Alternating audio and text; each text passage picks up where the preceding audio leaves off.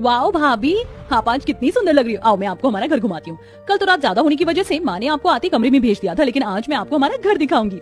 ये देखिए, ये है माँ का कमरा, ये है मेरा, ये वाला भाभी का है और ये रसोई है। ये दूसरी भाभी का है और ये रसोई है। ये तीसरी भाभी का है और ये उनकी रसोई है। ये चौथी भाभी का है और ये उनकी भी रसोई है। और ये आखिर में आती है माँ की रसोई। पूजा, हमारा घर तो एक है लेकिन रसोई 5-5 क्यों है? और हर रसोई में सामान भी है। मैं तो कंफ्यूज हो रही हूँ कि इनमें हमारी रसोई कौन सी है। अरे भाभी, कंफ्यूज होने की क्या बात है? आप तो जानती ही हो कि हमारे घर में अलग अलग कल्चर की भाभियां हैं, तो बस उनके कल्चर की ही तरह उनकी रसोई भी अलग है। सही कहा पूजा ने बहू। मेरे घर में मुस्लिम, पंजाबी, बंगाली और बिहारी बहुएं हैं, तो उनका खान पान भी अलग है, इसीलिए मैंने उनकी रसोई अलग कर दी। वैसे बहू, तू मेरी रसोई में काम करेगी। आज बड़े दिनों के बाद लग रहा है कि कुछ अलग और अच्छा खाने को मिलेगा। तू ना आज दाल चावल और साथ में सूजी का हलवा बना। आज तो सादा सा खाना खाने का ही दिल है। जी, ये क्या बात हुई? घर में अलग अलग कल्चर की भी बहुएं हैं तो उनकी रसोई अलग अलग होने से क्या होगा? और माँ जी ने मुझे कितना सादा सा खाना बनाने को बोला, जबकि मैंने तो कुछ स्पेशल बनाने को सोचा था। चलो जी, कोई नहीं, जो मेरी सास की मर्जी है मैं वही बना दूंगी। मानसी ऐसे ही सोचते हुए रसोई में चली गई और उसने दाल चावल के साथ सूजी का हलवा बना दिया। खाना बनाने के बाद मानसी ने अपना खाना टेबल पर लगाया ही था कि तभी उसकी चारों जेठानियां भी अपनी अपनी रसोइयों के खाने की प्लेट्स लेकर आ गईं। अरे भाभी, आज तो मेरी पहली रसोई थी ना, तो फिर आप लोगों ने क्यों खाना बनाया? आज मेरे हाथ का ही खा लेती। मानसी, जानते हैं कि तुम्हारी पहली रसोई है, लेकिन बस क्या करें, जबान से ना सादा खाना खाया ही नहीं जाता। खैर, मैंने बिरयानी बनाई है, तुम चाहो तो चख लेना। और मैंने बनाए गर्मा गर्म आलू पनीर के पराठे और साथ में दाल मखनी। मेरे बंगाल में तो मछली खाई जाती है, मैंने तो फिश करी और चावल बनाए हैं। अब मैंने भी छोटी मछली के साथ चावल बनाए हैं। भैया, बड़ी मेहनत लगती है बनाने में, खाकर मजा आ जाएगा। अरे वाह, मेरी तो अलग अलग कल्चर की जेठानियों ने दावत सी कर दी। मैं तो इनका बनाया हुआ ही खाना खाऊंगी। अपना अपना खाना लगाकर सभी खाना खाने को बैठ गए, लेकिन मानसी ने अपना बनाया हुआ खाना नहीं निकाला। उसने अपनी जेठानियों का ही खाना लिया, जिसको देखकर सुजाता बोली, अरे बहू, तूने तो अपनी जेठानियों के खाने से ही प्लेट भर ली है, अपने बनाए दाल चावल भी तो खा। माँ जी, जब पास में इतना कुछ अच्छा अच्छा रखा हुआ है तो ऐसे में ये खाना कैसे खाया जा सकता है? मैं तो हैरान हूँ कि आपने मुझसे इतना सादा खाना बनवाया, नहीं तो जेठानियों ने तो आज दावत सी कर दी है। मानसी ऐसे ही तारीफ करते हुए अपनी जेठानियों का खाना खाने लगी। अगले दिन ऐसे ही खाना बनाने का वक्त है, आज क्या बनाऊं? भाभियों से पूछकर आती हूँ कि वो क्या बना रही हैं। मानसी ऐसे बोलकर हया के पास पहुंची और बताओ हया भाभी, क्या बन रहा है? कुछ नहीं मानसी, आज तो मैं कोरमा और साथ में पुदीने वाले नान बना रही हूँ। अरे वाह, कोरमा और पुदीना वाले नान, मजा आ जाएगा। अब जाकर सविता भाभी, ईशानी भाभी और बिल्लो भाभी से भी पूछूंगी कि वो क्या बना रही है। मानसी ऐसे बोलकर बिल्लो के पास पहुंची। बिल्लो भाभी, बताओ क्या बना रही हो आज? और मैं तो आज मक्के की रोटी और सरसों का साग बना रही हूँ। अरे वाह, मक्के की रोटी और सरसों का साग, मजा आ जाएगा। ऐसे ही मानसी बाकी भाभियों के पास भी गई और फिर खुद से अपने कमरे में आकर बोली, हया भाभी भी अच्छा खाना बना रही है, बिल्लो भाभी का भी बढ़िया है, सविता भाभी भी लिट्टी चोखा बना रही है और ईशानी भाभी भी बंगाल की मशहूर माछेर झोल बना रही है।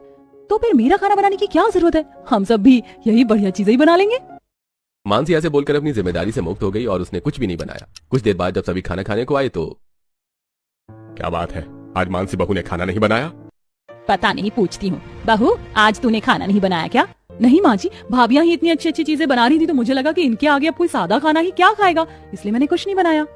लो कर लो बात, हम तो सादा खाना खाने ही आए थे। बहू ने बेवजह ही अपना दिमाग चलाया।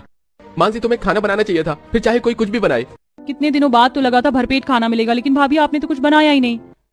अरे मैंने बनाया या इन्होंने बनाया, एक ही बात है। और ससुराल वालों को वैसे भी चैन नहीं रहता है, बहू अच्छा बनाए तो दिक्कत, बुरा बनाए तो दिक्कत। आपको तो दिक्कत होनी ही थी, जो बनाए वो खा लीजिए ना। मानसी ऐसे ही बोलकर खाना खाने लगी। उसे अभी अंदाजा नहीं हुआ था कि आखिर क्यों उसके ससुराल वाले सादा खाना खाने को तरस रहे थे। ऐसे ही अगले दिन आज सारी बहुएं बाजार में सब्जी खरीदने को आई हुई थी।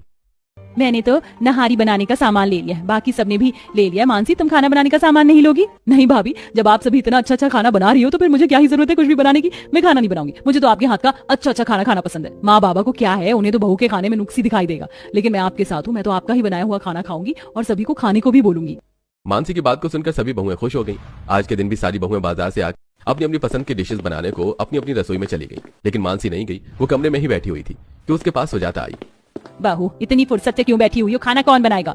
वो भाभी है ना, बहुत अच्छा अच्छा खाना बना रही, तो हम वही खा लेंगे। नहीं, हम वो नहीं खाएंगे। तेरे ससुर जी ने बोला है कि आज खाने में वो खिचड़ी खाएंगे, जा जाकर खिचड़ी बना दे।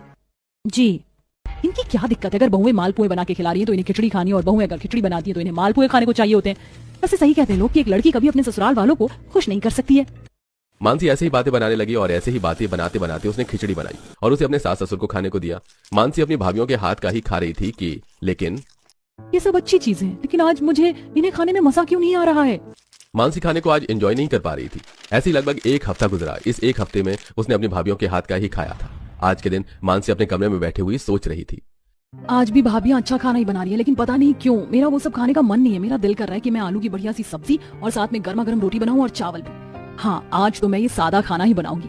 वैसे अब मुझे समझ आ रहा है कि माँ बाबा क्यों मुझे सादे खाने को बोलते थे, क्योंकि मेरा तो एक हफ्ते में ही दिल भर गया और माँ बाबा तो कब से यही सब खाते हैं, तो उनका कितना ज्यादा दिल भर चुका होगा। मैं बदतमीजी करने के लिए माफी मांग लूंगी और मैं आज सभी को उनकी पसंद का खाना खिलाऊंगी। मानसी ऐसे ही सोचते हुए रसोई में आई और सभी की पसंद को सोचते हुए उसने रोटी सब्जी बनाई। जब सभी कुछ देर बाद डाइनिंग टेबल पर आए तो अरे वाह, रोटी चावल और सब्जी, आज तो मजा आ जाएगा। बहू, ये तूने बनाई है क्या? जी बाबा, मुझे लगा कि मुझे आपकी पसंद को समझना चाहिए। हम सभी एक जैसे ही कल्चर के हैं और मैं ये जान गई हूँ कि कितना ही कुछ भी अलग कर ले, लेकिन जो चीज बचपन से हमारे साथ है उसके बिना रहना मुश्किल होता है। अब से हम यही खाना खाया करेंगे। आप खुश तो है ना? मानसी की बात को सुनकर सुजाता और बाकी सब बहुत खुश हो गए। बस फिर क्या था, आज के दिन सभी ने दिल भर कर खाना खाया और अब से मानसी ऐसे ही सभी की पसंद को ध्यान में रखकर खाना बनाती थी और अब सभी खुशी खुशी रहते थे। बारिश में गरीब सब्जी बेचने वाली सास बहू का पेड़ घर। मंडी बाजार में हल्की हल्की बारिश हो रही थी, जिसके चलते सभी सब्जी वाले अपनी सब्जी समेट रहे हैं। इस बारिश को भी अभी होना था। अरे कोई बात नहीं आशा, वैसे भी घर जाने का समय हो गया था। आशा और विनोद बाकी सब्जी वालों की तरह अपनी सारी सब्जी समेट लेते हैं और घर आते हैं। घर में ये जगह जगह पानी, और सारी सब्जी बिस्तर पर। माँ जी, हमारे घर की छत टपक रही। अगर सब्जी गीली हो जाती तो वो बेचने लायक नहीं रहती। अगले हफ्ते देवर जी की शादी है, उन्होंने ऑफिस में छुट्टी क्या मांगी, उन्हें नौकरी से निकाल दिया गया। कुछ दिनों में मेरी देवरानी आ जाएगी और बारिश का महीना भी शुरू होने वाला है। घर काफी कमजोर हो गया, समझ नहीं आ रहा है क्या करें। बहू तुम प्रेग्नेंट हो, ज्यादा फिक्र मत करो। अभी मॉनसून आने में समय है और मेरा बड़ा बेटा अमित वो शहर में कमा रहा है। इस बार जब वो पैसे भिजवाएगा तो हम उससे घर की मरम्मत करवा लेंगे। इतने में बाहर बारिश तेज हो जाती है, जिस वजह से घर की छत अब ज्यादा टपकने लगती है और आस्था अपनी सास के साथ मिलकर जगह जगह बाल्टी रख देती है और कुछ ही देर में बारिश बंद हो जाती है और अगली सुबह। आशा, घर में जो सब्जियां रखी हैं तुम उसे घर के बाहर बहू के साथ बैठकर बेच लो। मैं मार्केट से ताजी सब्जी लेकर आता हूँ। हम जितनी ज्यादा सब्जी बेचेंगे उतनी अच्छी कमाई होगी। शादी का घर है, पैसों की जरूरत है।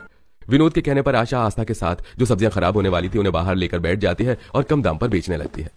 क्या बात है आशा बहन, इतने कम दाम पर सब्जी दे रही हो? हाँ बहन, प्याज टमाटर गीले हो गए और तुम तो जानती हो गीले होने के बाद सब्जी कितनी जल्दी खराब होने लगती। घर में रखे रखे खराब हो, इससे बढ़िया है बेच दो। ये लीजिए आंटी आपके टमाटर। आस्था और आशा सब्जियां बेच रही होती हैं तो वहीं मार्केट से विनोद ज्यादा मात्रा में सब्जी लेकर घर आ रहा होता है और अचानक उसके रिक्शे का एक्सीडेंट हो जाता है, जिसमें विनोद के दोनों पैर टूट जाते हैं। और जब पूरे परिवार को पता चलता है तो पहले वो सब विनोद की मरहम पट्टी करवाकर घर लाते हैं और परेशान हो जाते हैं। अब हम क्या करेंगे? घर की भी मरम्मत करवानी, कुछ दिन में छोटी बहू भी घर आनी है, घर में पैसे भी नहीं है, कैसे होगा सब कुछ? सही कह रही हो माँ, मुझे भी बड़ी टेंशन हो रही है। वहाँ भैया का भी काम सही से नहीं चल रहा और मुझे भी नौकरी नहीं मिल रही। आप अकेले कैसे सब्जी बेचने जाओगे? जब तक मुझे नौकरी नहीं मिल जाती मैं आपके साथ चलूंगा।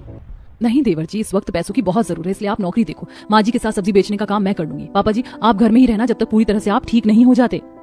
बारिश का मौसम शुरू होने वाला था। गरीब परिवार के हाथ में इतने पैसे नहीं थे कि वो अपने घर की मरम्मत करवा सके, पर वो जैसे तैसे विनोद के साथ व्हील चेयर का जुगाड़ कर लेते हैं। वहीं विनोद की हालत की वजह से आशा प्रेग्नेंट आस्था के साथ बाजार जाकर सब्जी बेचती है, तो वहीं पूरे दिन दिवाकर नौकरी की तलाश में इधर से उधर भटकता है। ऐसे ही एक रात जब आस्था आशा के साथ सब्जी बेचकर घर आने लगती है तो अचानक से बारिश होती है। माँ जी, हमें अपना सब्जी का ठेला लेकर जल्दी घर जाना होगा। बारिश तेज हो रही है, घर में पानी ना भर जाए। पापा जी भी अकेले हैं। हाँ बहू, घर की चिंता तो मुझे भी सता रही है, परसों ही दिवाकर की शादी भी है। जल्दी से आशा और आस्था घर जाते हैं और दोनों सास बहू सबसे पहले अपनी सब्जियों को बिस्तर पर रखती हैं और जहां से छत टपक रही होती है वहां बाल्टी लगा देती है। समय ऐसे ही गुजरता है और बहुत जल्द दिवाकर की शादी हो जाती है, साथ ही उसे मजदूरी का काम भी मिलता है। माँ, कहीं नौकरी नहीं मिल रही थी, इसलिए जब बड़ी मुश्किल से फैक्ट्री में मजदूरी का काम मिला तो मैंने इस काम के लिए हाँ कर दी। बेटा, जब तक तेरे पापा ठीक नहीं हो जाते तुझे जो काम मिलता है कर। तेरे पापा का इलाज, घर की मरम्मत, बहुत कुछ सर पर है। इतना बोलकर पूरा परिवार खाना खाने के लिए बैठ जाता है और एक बार फिर तेज आंधी तूफान चलती है और तेज बारिश होने लगती है, जिस वजह से न सिर्फ अब छत से बल्कि खिड़की भी टूट जाती है और वहां से भी बारिश का पानी आने लगता है। माँ जी, घर की हालत तो बिगड़ती जा रही है, हमें कुछ कर्ज लेकर घर ठीक करवा लेना चाहिए। काजल, अब हम और कर्ज नहीं ले सकते। देवर जी की शादी में पहले ही हमने काफी कर्ज ले रखा है। देखिए घर में पानी आ रहा है, हम इस गीले में बैठकर कैसे खाना खाएंगे? मेरा मायका भी गरीब था पर हमारे घर के हालात इतने बुरे नहीं थे। ससुराल में आते ही काजल को बारिश और परेशानियों का सामना करना पड़ता है, जिस वजह से वो दुखी हो जाती है। इसी तरह सुबह होते ही आस्था और आशा सब्जी बेचने के लिए जाते हैं तो वहीं दिवाकर मजदूरी करने और घर में काजल, ससुर और घर की देखभाल करती हैं। पापा जी आप बिस्तर पर ही रहिए, मैं बाहर से सारी सब्जी अंदर लाकर रख देती हूँ। अकेले काजल बाहर से सारी सब्जियां अंदर लाकर रख देती है, पर बारिश इतनी तेज होती है कि बारिश का पानी धीरे धीरे घर में आने लगता है और घर में पानी भर जाता है, जिस वजह से अकेली काजल घर से बारिश का पानी बाहर निकालने लगती है। कुछ देर में रास्ते पर जमे पानी को पार करते सब्जियां बेचकर गीली बहू और सास घर आती है। काजल तुम अकेली थक गई होगी, चलो हम दोनों बारिश का पानी घर से बाहर करते हैं। इतना बोल आस्था काजल के साथ घर का पानी निकालने लगती है और तभी तेज आंधी तूफान के साथ बिजली कड़कती है, जिसमें आस्था का घर हिलने लगता है और पूरा परिवार अपनी जान बचाने के लिए कुछ सामान लेकर घर से बाहर आता है और उनकी नजरों के सामने उनका घर टूट जाता है। अब हम लोग क्या करेंगे, कहाँ जाएंगे? आशा बहन, बाहर बहुत तेज बारिश हो रही है, हमारे घर में बारिश का पानी नहीं आता, ऊंचा घर है ना हमारा, जब तक बारिश नहीं रुक जाती तुम हमारे घर में आ जाओ। आशा की पड़ोसन एक रात आशा की मदद करती है और उन्हें एक कमरा दे देती है और अगली सुबह उनसे कहती है, तुम्हारे घर में नई बहू आई और बेचारी जब से आई है परेशान हो रही है, बस इसीलिए रात में हमने तुम्हें सहारा दिया, पर हम तुम्हें सारी जिंदगी तो अपने पास नहीं रख सकते ना, इसलिए जितनी जल्दी हो सके आज के दिन में तुम एक घर देख लो किराए पर।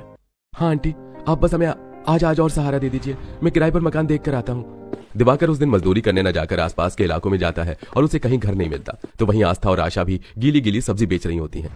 नहीं भाई, बारिश में सब्जी बहुत महंगी है, तुम्हारी सब्जियां तो गली हुई हैं। इस बारिश की वजह से कोई बाजार ही नहीं जा रहा और गली की औरतें भी बासी सब्जी लेने को तैयार नहीं। कुछ देर में पूरा परिवार अपनी पड़ोसन के घर आता है, पर इस बार उन्हें उनका घर खाली करना पड़ता है। पूरा परिवार अपना सामान लेकर इधर उधर घूमते हैं, पर कोई उन्हें आसरा नहीं मिलता, इसलिए वो अब सब्जी के ठेले पर कुछ बर्तन और जरूरत का सामान लेकर जंगल की तरफ जाते हैं और एक बड़े से पेड़ के नीचे बैठ जाते हैं। माँ जी, वो देखिए, लगता है किसी का खेत आसपास है, तभी तो उसने पेड़ के ऊपर झोपड़ी बनाई है सामान रखने के लिए। पर मैं बड़ी हैरान हूँ, हमारा कच्चा मकान इस बारिश में टूट गया, पर लकड़ी से बने इस पेड़ के ऊपर छोटा सा झोपड़ी का घर, उसे कुछ नहीं हुआ। काश हम भी ऐसे ही पेड़ घर में रह सकते। अरे काजल बहू, काश क्या हम भी ऐसे घर में रह सकते। तुमने तो एक बहुत अच्छा आइडिया दिया है मुझे। जब तक हमारा घर नहीं बन जाता या हमें किराए पर घर नहीं मिल जाता, क्यों ना हम इसी जंगल में पेड़ घर बनाकर रहें। वैसे भी इस जंगल में कोई नहीं आता। हाँ माँ जी, आप बिल्कुल सही कह रहे हैं। बारिश का मौसम शुरू हो चुका है, किसी भी वक्त बारिश हो सकती है। अब बारिश में पेड़ के नीचे तो जिंदगी नहीं काट सकते, इसीलिए अभी से ही काम पर लग जाते हैं। पूरा परिवार रात भर न सोकर गांव से कुछ आरी कील और जरूरत का सामान मांग कर लाते हैं और जंगल की कुछ लकड़ियां काटते हैं। तो वहीं काजल प्रेग्नेंट आस्था के साथ मिलकर एक मोटे से पेड़ की कटाई करती है। बहू, जीना बनाने की जिम्मेदारी मुझ पर छोड़ दो। हम अगर पेड़ के ऊपर घर बनाएंगे तो हमें एक सीढ़ी की जरूरत पड़ेगी। मैं बैठा बैठा कटी हुई लकड़ियों को जोड़कर सीढ़ियां बना देता हूँ। माँ जी, पैसों की तो अब भी जरूरत है। हम दोनों सास बहू ये कुछ सब्जी बेचने चलते हैं। काजल, तुम देवर जी और पापा जी के साथ पेड़ घर की आगे की तैयारी करो। आस्था और आशा बाजार सब्जी बेचने जाती हैं, तो वहीं काजल बाकी का काम संभालती है। ससुर लकड़ियों को जोड़कर सीढ़ियां बनाता है, वहीं दिवाकर पेड़ के ऊपर चढ़कर लकड़ियों को कील ठोककर जोड़कर घर बनाता है। तो वहीं शाम को आकर आशा और आस्था भी लकड़ियां काटने का काम करती हैं और जब इस बीच बारिश होती है तो वो लोग एक टेंट को बांधकर उसके नीचे बैठ जाते हैं। इसी तरह एक हफ्ता बीत जाता है और पूरा परिवार मिलकर पेड़ के ऊपर एक छोटा सा घर बनाते हैं और एक नीचे की तरफ भी झोपड़ी बनाते हैं लकड़ी की विनोद के लिए। तो वहीं दूसरे पेड़ पर रसोई और उसमें अपने रहने का इंतजाम करते हैं और विनोद ने सीढ़ियां भी रेडी कर ली थी। हमारा सबसे अच्छा पेड़ घर है, जिसका दरवाजा भी बन चुका है, खिड़की भी है। अब बस इसमें रहने का इंतजाम करना है। दिवाकर, ये पकड़ कुछ पैसे और कल ही तू बाजार से जाकर जरूरत का सामान लेकर आ जाना। और मैंने लकड़ियों की सीढ़ियां बना दी है। पेड़ के ऊपर जो घर बनाया है उस तक पहुंचाने के लिए वो काम आएगी। पहले तो वो लगा दे। विनोद के कहने पर दिवाकर जाता है और बनाई हुई सीढ़ियां लगा देता है, जिसके बाद पेड़ के ऊपर वाले घर में काजल और दिवाकर रहते हैं। तो वहीं पेड़ के नीचे वाले घर में आस्था अपनी सास ससुर के साथ रहती है। फिर दिवाकर जाकर जरूरत का सामान ले आता है और फिर सब नीचे वाले पेड़ घर में आते हैं और बारिश होती है। माँ जी, बारिश से परेशान हम लोग भटक रहे थे। आज अपने पेड़ घर में इस बारिश को देख कितना अच्छा लग रहा है। मुझे तो अपना पेड़ घर बहुत पसंद आया। हमारे पास खुद की जमीन है। हम अपनी जमीन छोड़कर सारी जिंदगी इस पेड़ घर में नहीं रह सकते। बस एक बार मेरा बड़ा बेटा आ जाए तो मैं गांव में अपना घर बनाना शुरू करूं। विनोद की बातें सुन काजल और आस्था अपने पेड़ रसोई में जाती है और खाना बनाती है। रसोई की खिड़की के पास एक घोंसला था जिसमें चिड़िया और उनके बच्चे थे, जिन्हें वो थोड़ी सी रोटी दे देती है। वहीं कुछ देर में पूरा परिवार एक साथ खाना खाता है। फिर से बारिश होने लगी। अब तो हमारे पास हमारा पेड़ घर है। चलो हम सब अपने घर में जाकर सो जाते हैं। काजल और दिवाकर सीढ़ियां चढ़कर ऊपर अपने पेड़ घर में जाते हैं, जहां वो बिस्तर पर लेटे हुए बातें करते हैं। ये पेड़ घर कितना अच्छा है ना, कितना ठंडा लग रहा है, कितनी अच्छी खुशबू आ रही है। हाँ काजल, सच में ये घर बहुत अच्छा है। तुमने सोच और माने इसे पूरा कर लिया। माँ जी, पापा जी सो गए हैं, अब आप भी सो जाइए। वैसे सब्जियां खत्म हो गई हैं, मंडी से कल सब्जी लेकर आनी होगी, हमें जल्दी उठना है। रहने दे बहू, मैं चली जाऊंगी कल, तू आराम कर। प्रेग्नेंट है, कल भी बारिश होगी तो परेशान होगी, तू भी सो जा अब। इस तरह गरीब ससुराल पेड़ घर में अपना गुजारा करता है। वहीं दोनों सास बहू सब्जियां बेचने बाजार जाती हैं और दिवाकर भी काम करता है। कुछ ही दिनों में अमित घर आ जाता है और वो लोग अपना पक्का घर बनवाते हैं और कुछ महीनों में घर बनने के बाद वो लोग अपना पेड़ घर खाली करके अपने घर चले जाते हैं।